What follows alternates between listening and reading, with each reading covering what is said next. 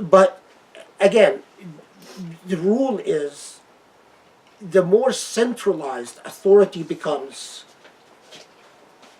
the more suffocated human beings become, and the more there is a crash and descent. I don't know, and I don't know any period in Islamic history that, no, I don't know any period in the history of Islamic civilization that is quite as dark as this one. Because And this one you dated it to what time? I did it after the end of the Ottoman Empire. I mean, to be quite honest, it's the first time that we have Muslims abandoning the Arabic alphabet, the Quranic alphabet. It's the first time that we have Muslims abandon the idea of ummah as an organizational dream. It's the first time that we have Muslims abandon their pride vis-a-vis their manuscript tradition. Because until the fall of the Safavid and Ottoman empires, Muslims were remarkably proud of their manuscripts, even if they couldn't read them. They recognized them as a heritage, and they preserved them. Now, they're everywhere. I mean, at UCLA we have how many manuscripts? We're second largest in the country. 6,000 manuscripts. No one knows what's in them. They're not even properly cataloged. And that's just UCLA. And it was because there was a guy who during the colonial era didn't read Arabic or Persian, but he loved the way they look, and he traveled around the Middle East and bought a whole bunch of them, called Garrett, and then when he died, he donated it to UCLA, all the manuscripts he owned. So it wasn't even a Muslim that gave them the manuscripts or not, at least most of them. Anyway, it is suffocating to me that this is the first period in Islamic history in which a figure like Ibn Rushd becomes unorthodox. Ibn Rushd was like, there were all had his detractors and his supporters. So did Ghazali. So did Ibn Arabi. But then we come to a period in which you can't go to an Islamic center and say, I am a student of Ibn Rushd. That has never happened in Islamic history before, until this modern age, until the last century, since even at the beginning of the 20th century, people still respected Ibn Rushd. But people don't realize that if you put thumbs down at a figure like Ibn Rushd, that also means you're putting thumbs down on a whole tradition of creativity and intellectual thought in Islamic history. Everything other than the certain past of figures like Ibn Taymiyyah and Ghazali, but then in even Ghazali and Ibn Taymiyyah, you have to read them in a highly corrupted way to make them fit your orthodox perspectives. And by doing so, you ingrain yourself with dishonesty in discourse. Because, for instance, the way Islamic centers talk about Ghazali, they never talk about his turn to Sufism. They always talk about him as if he was another Ash'ari who supported all the stuff you would learn from imams and mosques today. This is a corruption, and we as Muslims must become much more educated about our tradition. At a minimum, we should know what was so important about someone like Ibn Rushd. Why did he spark the whole Reformation in Europe, and the whole why was Europe not able to deal with the Aristotelian thought until the medium of Ibn Rushd came to be? And not just Ibn Rushd, but people as influential like Ibn Tufayl and Ibn Aqil, who were critical on the birth of the Protestant Reformation, and without which there wouldn't be a Protestant Reformation, and there wouldn't have been a second breath, and even the Catholic Counter-Reformation, which also used a lot of Islamic thought. All of these topics, I hope to have, bit by bit discussions on, as anchoring signposts in our intellectual history. Another question, I could go on forever about just any one of these. So We'll go, Kamal, but before we do, I'm sorry, I wanted to mention that Tina and Guido are a husband-wife team of filmmakers. I had mentioned to them in an email, but they're amazing people, amazing filmmakers, and we've been with them for now several months. After Trump was elected, they wanted to do something to make the world a better place. So they decided to do a film about Islamophobia. And so they've been following us in all of our adventures. let me, I'll tell you about Tina and Guido, especially Tina, because she transcribes. They filmed like how many hours? Oh, a lot. Yeah, like maybe close to 100 hours. It No. would be 200. 200. Wow. Tina transcribes everything that they film, so she has become my best student. So many, not just khutbahs, lectures. They follow us everywhere. But first, And- remember that I make you look good. I need to be praised, I'm sorry. Guido is an amazing. He makes me look very cool on film. I don't recognize myself. I say, "Who is this cool guy?" That's Guido's making. So Guido asked me to apologize if he's in anyone's way, but also if you don't want to appear on film, it's no problem. Just let us know so they can edit you out. So that's something. So Kamal, I'm sorry, we'll go Kamal and then You can Abra. actually, I'll defer. I'm trying to formulate the question. Okay, Abra first then. Okay, Assalamu alaikum. Earlier on, you mentioned the situation with Jerusalem, and you mentioned that Saudi Arabia has relinquished. Yeah. Okay, could you expound on that a bit? I really was not quite Yeah. aware. I mean, relinquish meaning Saudi. Well, one, according to what is being said about behind the doors negotiations, is that the Israelis actually have come out and said this. I've been listening to Israeli TV upstairs, and they said, the King Salman, Trump already talked to King Salman about the recognizing Jerusalem as Israel's capital, and that King Salman said it's okay. There will be no. Now, the reason I believe the Israelis about this is that I've been following Saudi media, and their whole emphasis is on. They're starting to talk about that Jerusalem was not important, because if it was important, the Prophet wouldn't have died before. So the Prophet died without Jerusalem being in Muslim hands, and it was Omar's doing, and that.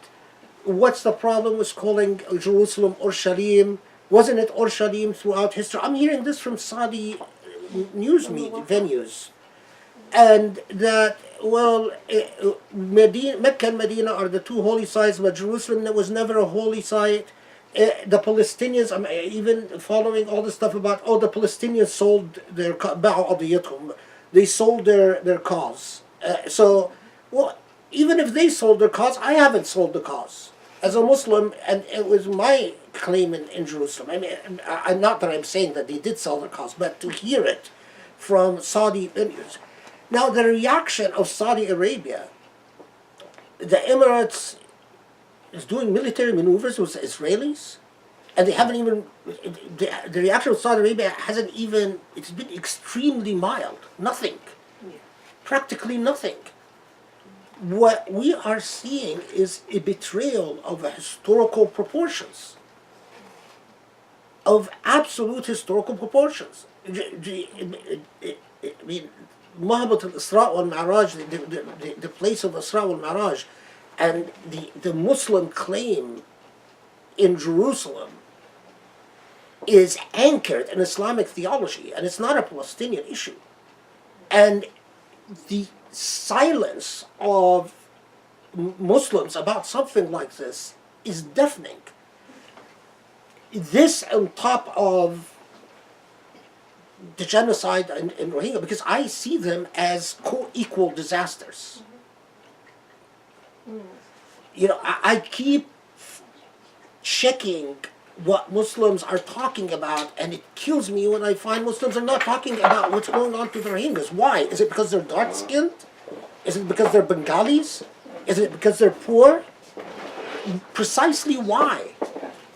And we're talking about babies being thrown in fires. I mean, there's a baby that was grabbed from his mother and thrown in a fire to roast, and rapes and so on. And when there was an interview on CNN where a journalist is interviewing the Minister of Justice, and he says, "Would you call them the Rohingyas?" And he said, "No, I wouldn't call them the Rohingyas. I would just call them Muslims." It's amazing. It's remarkable. I mean, it's mind-boggling, and I can't think as an empiricist. I can't think of, well, what does it matter if I say something about Jerusalem? It's not going to. I have to think in terms of my conscience before Allah, because when I meet Allah in the final day, I must be able to say, I uttered a scream. I did what I can, if whatever the consequences are. There are things that you just cannot maintain your silence on, regardless of if you lose your job, you lose your job. I mean, because you might know that the Islamophobes and the pro-Israel bunch have been doing their best to get academics that speak up against what's going on fired. But there are things that you cannot think as in empirical terms, whatever the consequences may be. And Jerusalem is one of them.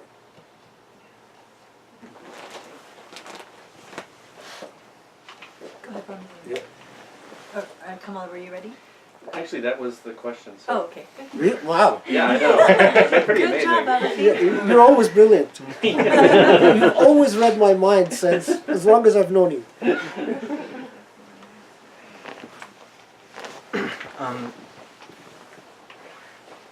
Part of the sort of defeatist attitude that Muslims currently have, and the ghettoization of our religion has been theologically justified and explained as this inevitable turn in history that decline.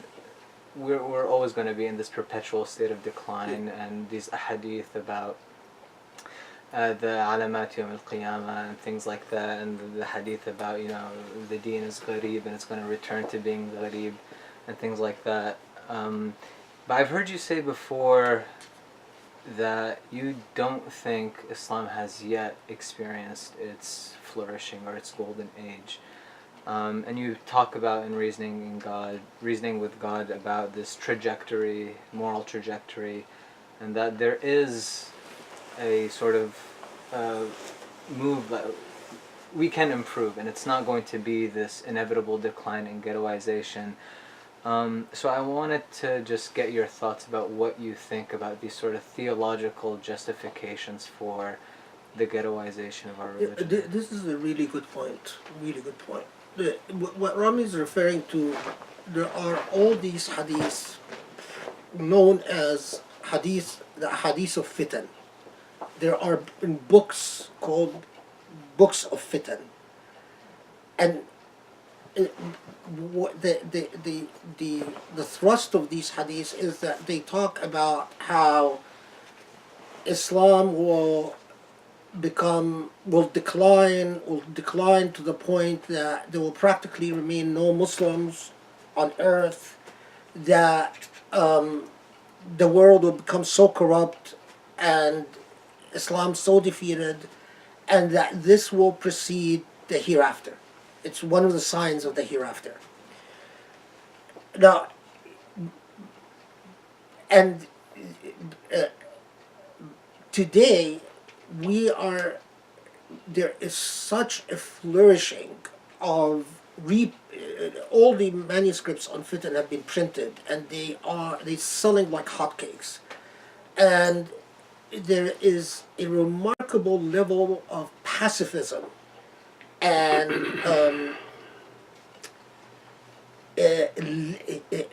physical and intellectual and spiritual laziness that is always absolute laziness that is always justified on the grounds, oh brother, we are in the state of decline, this is how it's supposed to be, the only thing you can do is just be a good Muslim and hide in your home and just wait for the hereafter. I first, as a historian, that theme of the hereafter, it's quite remarkable, because you can, from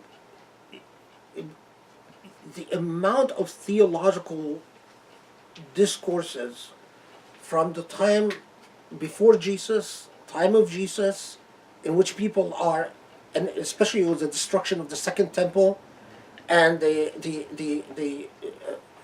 genocide in Jerusalem, the flourishing of these end of days theologies, which, by the way, was critical in the birth of early pacifist Christianity, the turning of the other cheek.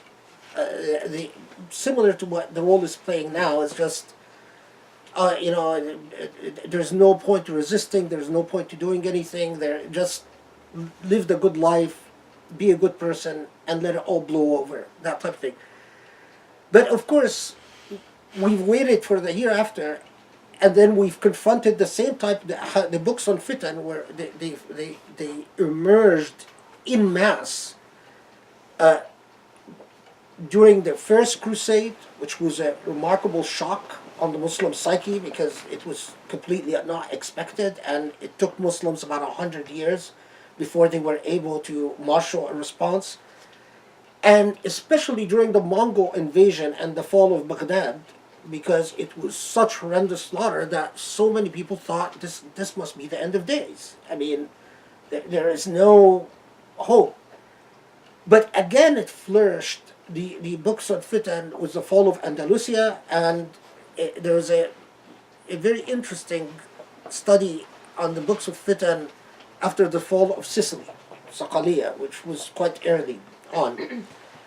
So, as a historian, I can tell you that human beings, every time they feel defeated, they start dreaming about that the world is going to end anyway. And this is because of our egos. We tend to think that history lives and dies with us. And so part of us wants the world to end with our death. Part of us doesn't want for there to be much more. That's the ego.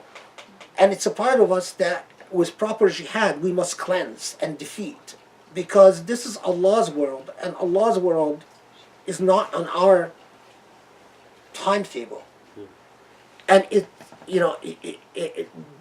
the people who around Jesus thought the end of days was coming, and it's been what year are we in now?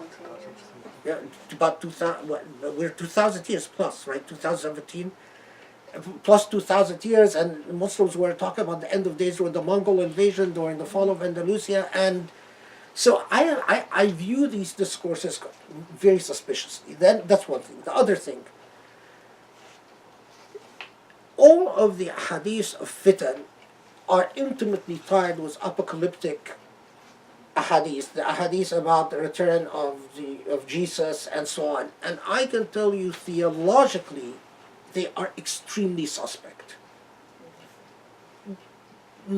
All these ahadith come from chains of transmission that can be traced geographically And that means that in a certain place and a certain time, they were being produced in mass.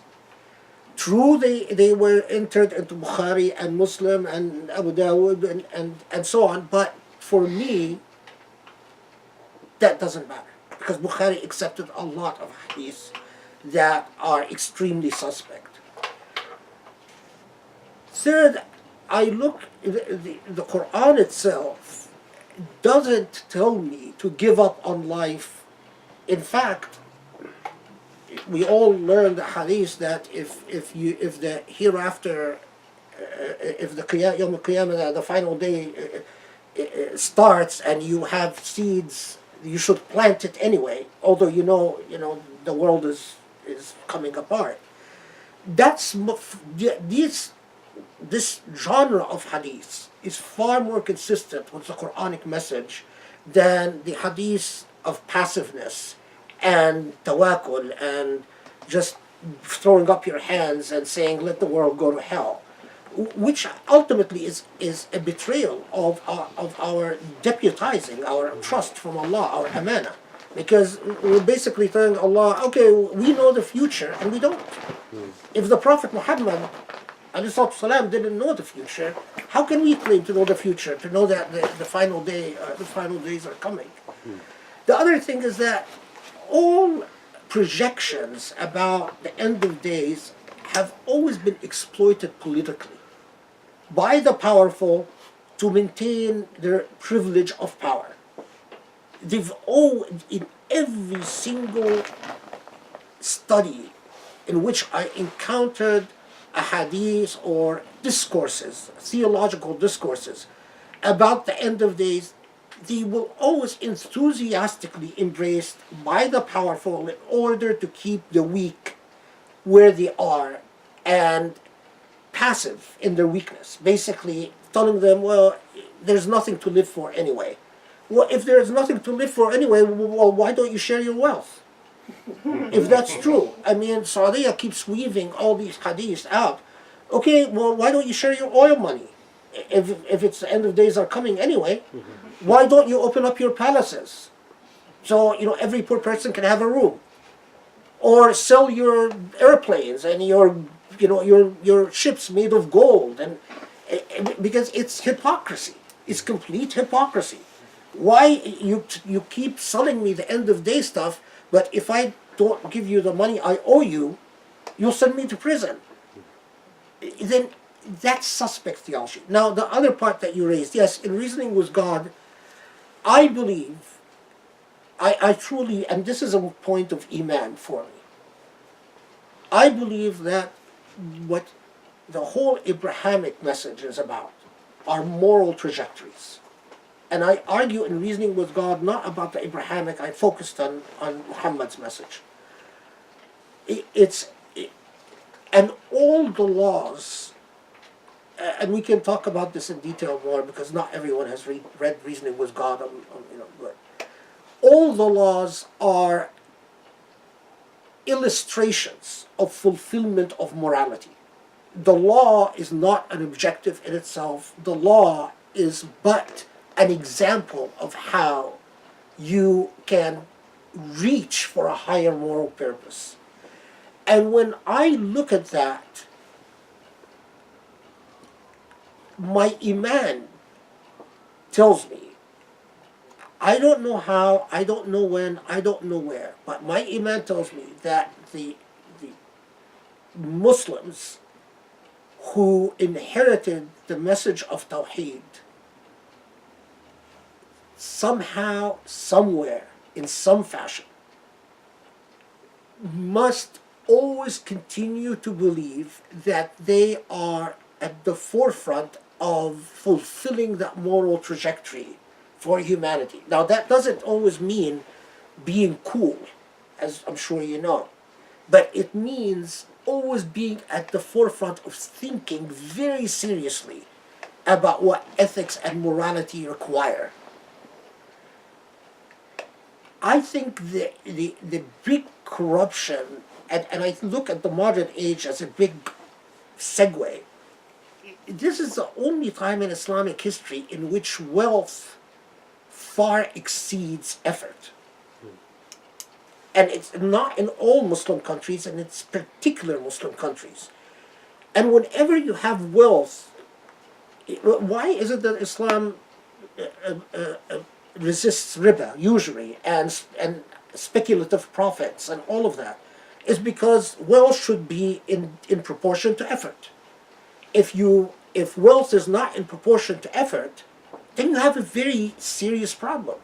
In theological terms, then you open the doors to all types of demons. You know, even when I see someone making a lot of money with very little effort, I tell them donate it. Because if you don't donate it, you're going to open the door to demons. In my own private belief, don't let this freak you out. I mean, I believe in this literally. Other people believe in it figuratively. I believe in it literally because it's a form of corrupted space. But this is the first, this is the only time I know in Islamic history where wealth is so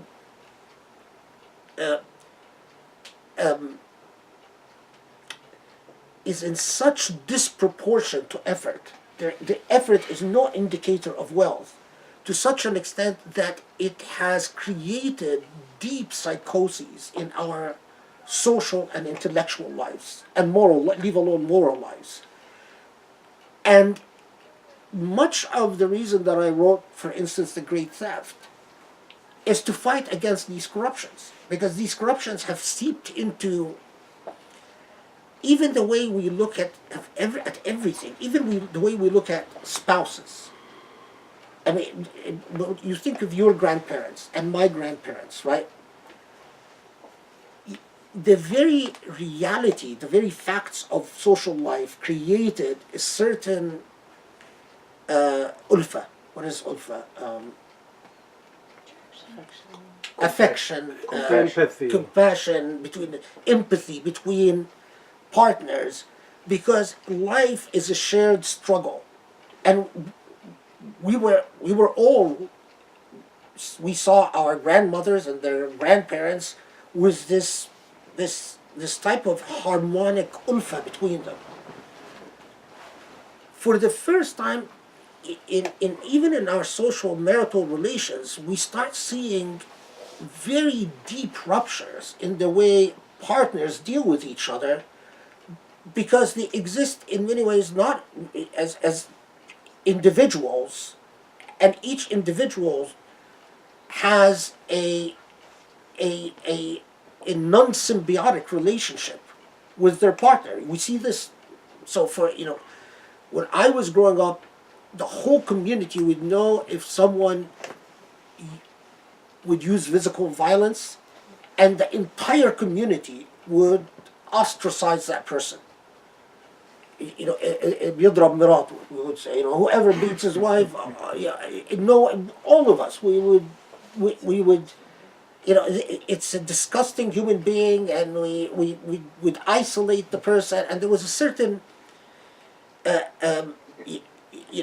because if the unit didn't work, then the entire community could not work.